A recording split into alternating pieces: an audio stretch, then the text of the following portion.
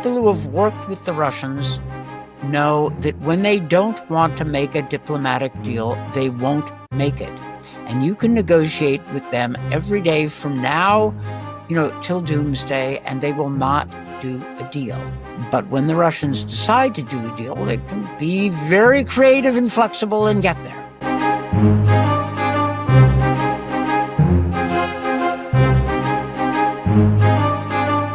Welcome to the second episode of the Diplomacy Podcast, where we explore how diplomacy shapes our world and our lives.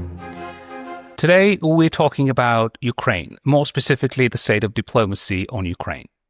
My guest is Ambassador Daniel Fried. He is a former Assistant Secretary of State for European and Eurasian Affairs, a former Senior Director for European and Eurasian Affairs at the National Security Council in the White House, and former ambassador to Poland. Ambassador Fried spent 4 decades in the US Foreign Service, and he has just returned from Ukraine. Ambassador, welcome. Very good to see you.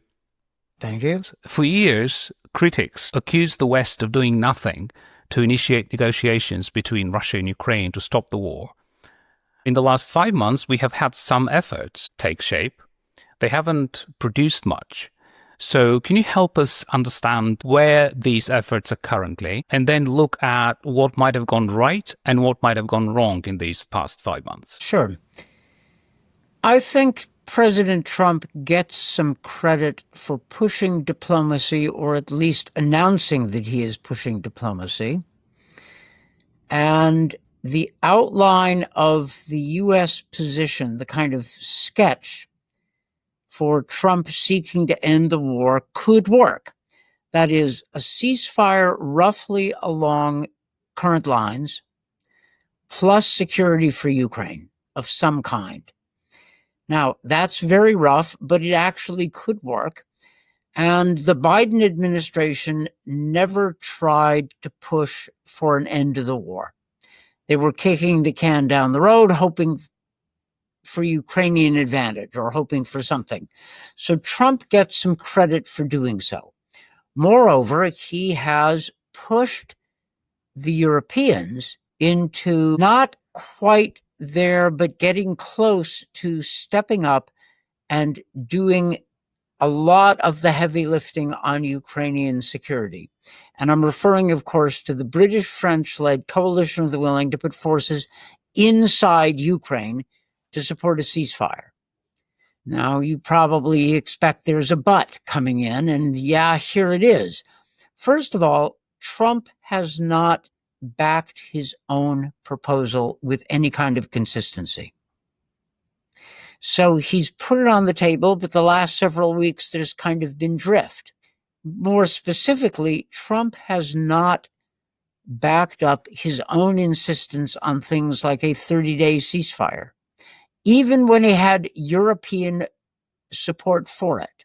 So Trump, having opened up a path to diplomacy and having gotten the key Europeans interested and willing to do heavy lifting, walked away from the field out of impatience or boredom or frustration, I don't know. But it strikes me as a very odd episode where the U.S. develops leverage, seizes the initiative, puts pressure on the Ukrainians and gets them to agree to back the U.S. position. And then after suggesting that his patience with Putin is running out and tiptoeing up to the point of having to drop the hammer on the Russians with additional pressure, Trump takes a step sideways, takes a step back, and we are here in this place where we simply can't say, what is the state of diplomacy? I just wanted to point out that an effort like this, of course, cannot rely entirely and every day on the president's attention, whoever that president might be, right? That's why they appoint people. Well, you're certainly correct that the president of the United States cannot manage the daily diplomacy and the daily push. He needs to open the game, which Trump has done, and he needs to close the game, which has yet to be done, but we're not there. And in the meantime, president needs to intervene periodically, but the work and the advice has to be done by dedicated teams. The Trump administration is simply not terribly well staffed. There is an undersecretary for political affairs at the State Department, Allison Hooker. She is not an expert in the region. There is no assistant secretary of state for Europe, none even nominated. There is no National Security Council staff senior director for Europe. The capable Andrew Peake, who had that job, was dismissed in the NSC staff purge. You have two special envoys, Steve Witkoff, responsible for Russia, and General Keith Kellogg, responsible for Ukraine. Kellogg does have some experience, and he has a solid professional team behind him, perfectly capable people. I don't know who's on Witkoff's team, but judging by his public remarks, he either is unaware of the frequent times when the Russians are simply lying to him or distorting what they say, or doesn't care. There is a rule, a kind of rule I use in diplomacy with the Russians, that they will pitch their level of bullshit based on their estimation of your level of ignorance. Meaning, don't go in ignorant. Know the issue well enough that you know when they're saying nonsense, and you know when they're saying something interesting. There's no reason to scream and yell and make speeches, but you need to have an informed eye and ear. And Steve Witkoff doesn't. It's not a sign of incompetence or stupidity on his part. It's simply a sign that he lacks the experience. Don't ask me to do complicated real estate deals. All right? You would not be happy with the results. Likewise, don't ask a real estate person to go in and try to settle international questions without a staff. Political appointees, outsiders, can do a very good job if they know how to take the advice. They still get to make the decisions. Their judgment can prevail. Sometimes that works. Sometimes it doesn't work. Sometimes it does. But you need experts at your right hand. Yes. If somebody appointed me to do a real estate deal, I would actually get a staff that knew something about real estate to help me, and I would listen to them. So that's the problem. The other problem is simply that of what Trump wants. He keeps tiptoeing up to the point where he's about to push Putin. He expresses frustration, or his people go out and say that he's frustrated, but he never crosses that line, which means effectively that Putin is playing him, something that Trump has suggested in public may be the case, but he seems reluctant to draw conclusions.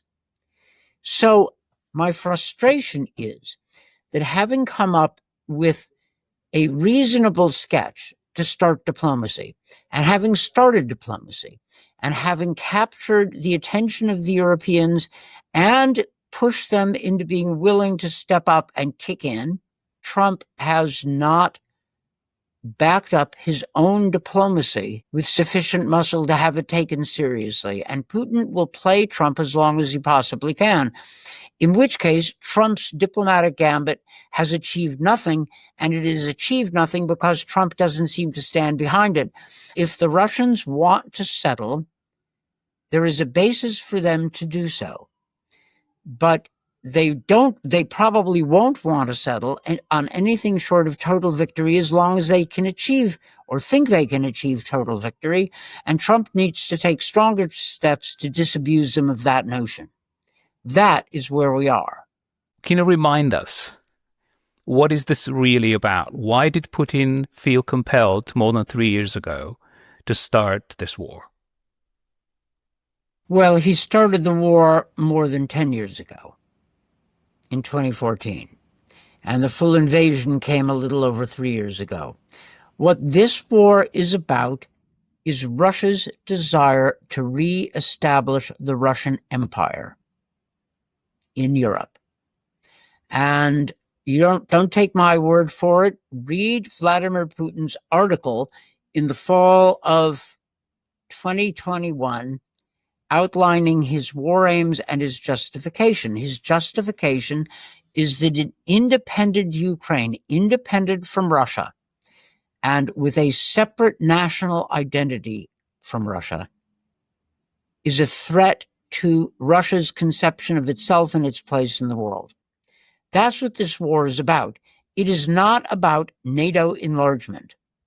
Okay, that is a Russian excuse that ignorant people fall for. The fact is, they invaded Ukraine when it was neutral and when NATO membership for Ukraine was off the table. This war is a war of Russia's empire, and that empire starts with the subjugation of Ukraine as a separate nation. The Russians do not believe that Ukraine is a separate nation, and they're very angry at the Ukrainians who believe that they are, in fact, a separate nation. Certain experts, critics in particular, have said that the West refused for decades to address Russian concerns about the security architecture of Europe, and that somehow led to Putin having no other choice but to start a war. Is that a reasonable justification to resort to war if you cannot get what you want through diplomacy? Well, first, full disclosure, I'm one of the architects of U.S. policy in Europe after 1989. And I worked, I'm not alone, but I'm one of the people who worked on it in the 90s under Clinton and in the early 2000s under Bush. So full disclosure. But that argument is historically wrong. The United States did not ignore Russia's security concerns. In fact, we bent over backwards to take account of them. We had a two-track policy, which was to enlarge NATO and address Russia's security concerns through building a NATO-Russia relationship. And before we enlarged NATO, we made a commitment to the Russians, the United States, and then later we, NATO, made a commitment that we would limit our permanent stationing of substantial combat forces in Europe, that we wouldn't put in, for example, huge Cold War style military bases into NATO's new members. We said that, and we lived up to those commitments. Moreover, both Clinton and especially George W. Bush drew down American forces in Europe to the point where on the eve of the outbreak of war in 2013, there were 0 U.S. tanks stationed in Europe. 0.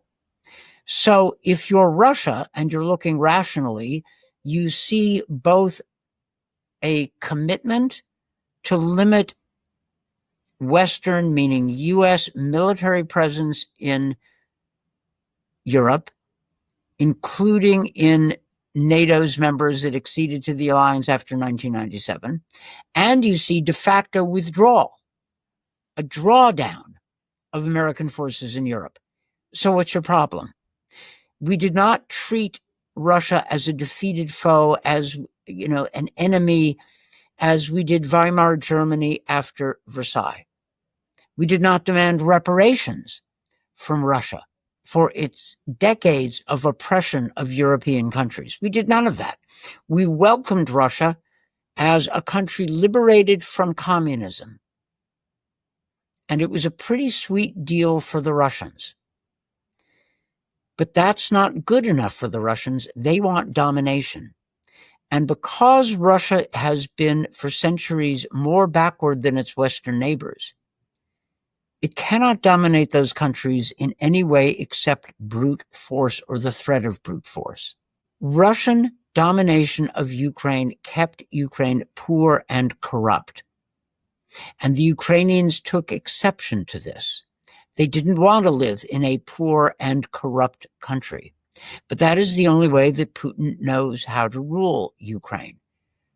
either directly to take it over or more likely to have it nominally independent, but basically a satellite country, which is what it was under former President Yanukovych, whose brutality against his own people led to his impeachment and him fleeing the country. And his brutality against his people was something Vladimir Putin appeared to insist on. Vladimir Putin created the conditions for Yanukovych's fall, and then Putin complains about the consequences. My sympathy for the Russians in this case is under control. No one told them they had to try to reassemble the empire. And if the Russians are complaining that their status in Europe is diminished, well, their status in Europe was based on violent repression of other nations, and the other nations objected. And to argue that the United States had to take account of Russia's concerns leads to the question, just how far are we willing to go, allowing Russia to subjugate through violence other people?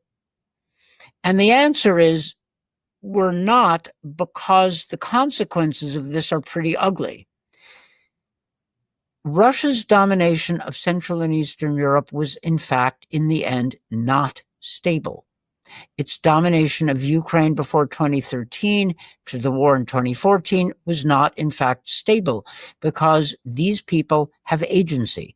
They don't want to be dominated. So you had massive resistance in the Poland Solidarity movement and resistance in Ukraine, which Putin thinks we Americans engineered, because like a Stalinist, he can't imagine any subject people having any agency. It all has to be a foreign intelligence operation. Again, very Stalinist and very not true. Putin knows that the Bush administration led NATO to invite the Baltic countries, and before that, Poland, Hungary, Czech Republic into NATO. That's true. We did. But he blames the United States for the so-called color revolutions, where authoritarian and not terribly effective rulers in Georgia and Ukraine were replaced by more Western modernizing regimes. We had nothing to do with that. We were as surprised as anybody else, but he blames us. Again, he thinks it's an intelligence operation. I was accused of being the gray cardinal of the color revolutions. Yeah, I wish. We're not that good. Right? It's nonsense. But Putin has this view that the Americans were plotting against him, even though the Clinton and Bush administrations and Obama all reached out to Putin, with Clinton, it was to Yeltsin. All of us reached out to Russia to build a better relationship. But it wasn't good enough for Putin because he wants to dominate and subjugate in a way that is not stable. Now, whether he can work out some kind of an arrangement with Donald Trump that would give him a free hand is another question.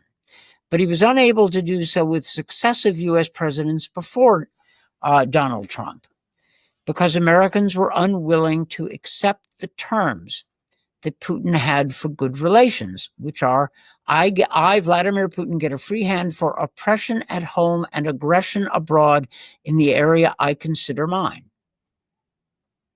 So your question ended by saying, was war a justified way for Putin to achieve his aims? And we're seeing what kind of a war that means. It's a nasty one. And it's one that Russia has been unable to win. They might win it in the future, but they have been unable to do so for 3 years, over 3 years. Former Ukrainian Foreign Minister Dmytro Kuleba wrote a piece in Foreign Affairs a couple of weeks ago in which he argued that most likely Putin will fight on, and the only possible reason that might convince him to stop fighting on would be a collapse in the price of Russian oil. Do you agree? And is that feasible? Kuleba is a smart guy. The Russians will not negotiate seriously unless they feel that is their best option. And from Putin's perspective, at the moment, I fear he is right. That is, he knows roughly what he will get if he engages in serious diplomacy. He will have de facto control over the areas, the 4 oblasts in Ukraine plus Crimea, that Russian forces mostly occupy right now. He'll have that. So he knows what he gets. But it is possible that he could get a lot more if he holds out and waits for Trump to pull U.S. support for Ukraine, if he waits for the Europeans to get tired, if he waits for success on the battlefield. So from Putin's perspective, why not keep trying to achieve the maximum if you have a reasonable prospect of doing so? Now, the counter to that is not to complain or call names, but put the pressure on Russia so that in order to change his calculation. Now, people who have worked with the Russians know that when they don't want to make a diplomatic deal, they won't make it. And you can negotiate with them every day from now, till doomsday, and they will not do a deal. But when the Russians decide to do a deal, they can be very creative and flexible and get there.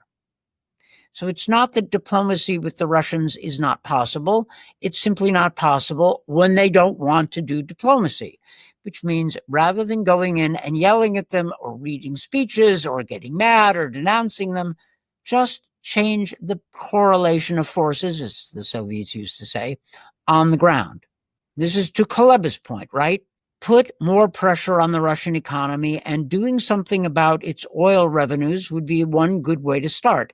I don't think you have to have a collapse in the price of oil, but you have to have a serious downturn in Russia's income from oil sales. And that is possible. We can do that. And Trump knows, well, he probably doesn't know the details, but his administration has prepared options.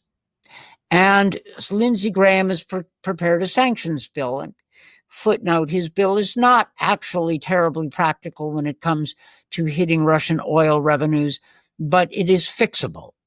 And the overall intent of the bill is great. So, I'm a fan of the bill, just fix it so it's practical. But Kuleba is essentially correct that if we put pressure on the Russian economy, and by the way, we would have to also act in parallel by providing more arms to Ukraine and making sure the world and Putin knew that we would continue to provide more arms to Ukraine.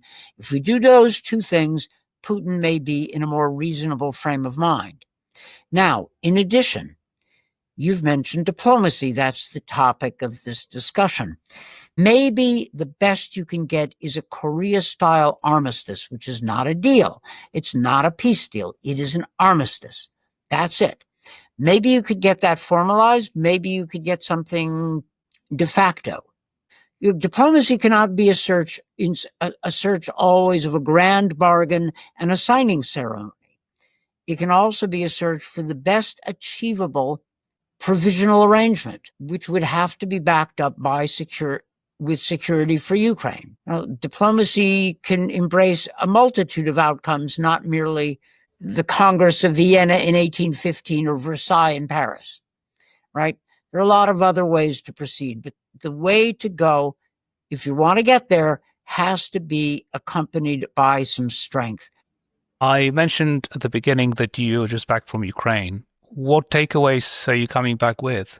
I was there for about a week. Odessa at a conference, then Mykolaiv, which is not too far from Kherson. It's in pretty rough shape.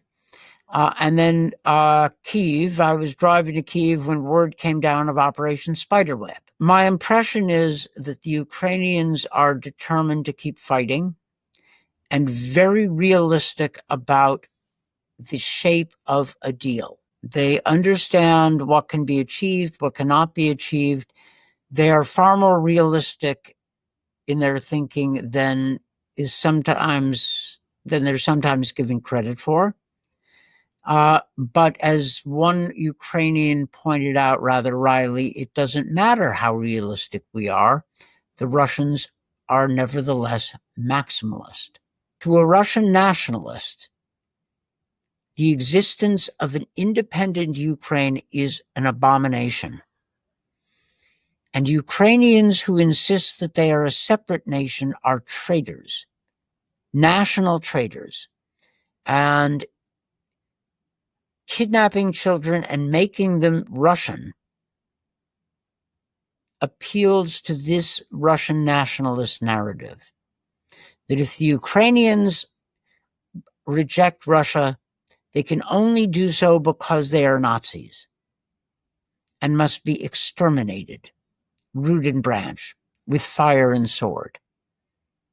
And you think I'm making that up? Go do some research on the Russian blogosphere, the Russian nationalists. It's blood-curdling stuff. What about the Donbass? A large part of the population there is Russian-speaking. Russian-speaking is not the same as Russian. Odessa is a largely Russian-speaking city. Canadians speak English. That doesn't make them Americans, as Donald Trump is beginning to discover. The Irish speak English. It doesn't make them English. Language is not nationality. And to say that they're Russian-speaking, therefore they are Russian, ignores the fact that the Russian-speaking Ukrainians don't think of themselves as Russian. Okay? Zelensky is a Russian speaker. He has learned Ukrainian, but his first language was Russian. Yulia Tymoshenko, former prime minister, she is a Russian speaker first. She's learned Ukrainian. The Russians claim that they're defending Russian speakers and making Russian speakers out to be Russians. They're not, and we shouldn't have any patience with that kind of nonsense. Thank you, Ambassador, very much. My pleasure. Thank you for joining us. See you next time.